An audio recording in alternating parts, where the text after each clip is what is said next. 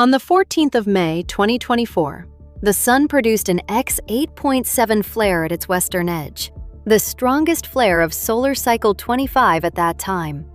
Its radiation reached Earth and caused an R3 radio blackout, but NOAA said any associated CME was unlikely to cause geomagnetic effects at Earth. How can a huge flare hit Earth while the solar storm misses?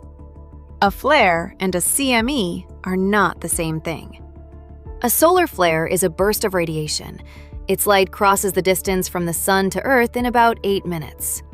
When a GOES satellite near Earth detects that X-ray rise, the radiation has already arrived. It is not an 8-minute advance warning. A CME is a cloud of plasma and magnetic field.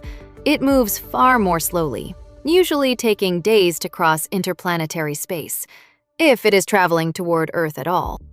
Imagine 3 similarly sized eruptions. One begins near the center of the solar disk. One begins near the visible edge, called the limb. The third begins on the far side, where the Sun blocks our X-ray view, so GOES may record only part of its brightness, or none at all.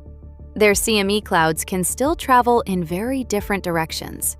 A limb eruption is often aimed mostly sideways from Earth's point of view, while a far-side eruption is generally aimed away.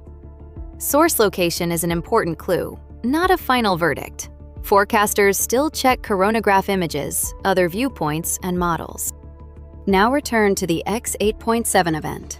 It began at 1646 UTC on the 14th of May, peaked at 1651, and ended at 1702. In Singapore, that was from 12:46 a.m. to 1:02 a.m. on the 15th of May, with the peak at 12:51 a.m. NASA's SDO saw the brilliant flare at the lower right edge of the Sun. The source, active region 3664, was reaching the western limb. NOAA's assessment was direct. Because of that location, any associated CME was unlikely to have geomagnetic impacts at Earth. The event was still important at Earth. An X8.7 flare falls within NOAA's R3, or strong, radio blackout level. Its X-rays increased ionization in the sunlit ionosphere, where high-frequency radio signals could be weakened or absorbed.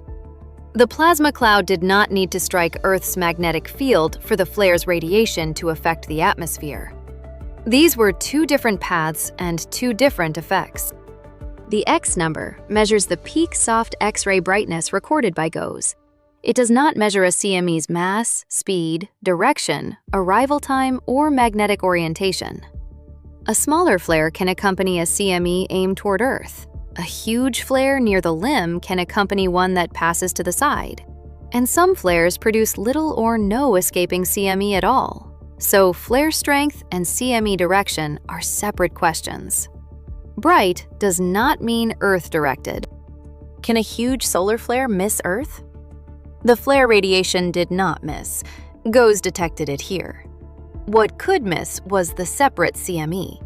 Read a large flare class as a measure of X-ray intensity, not a promise of auroras or a future geomagnetic storm.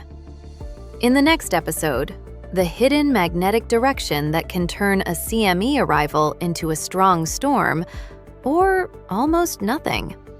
Subscribe to continue Solar Storm Explained.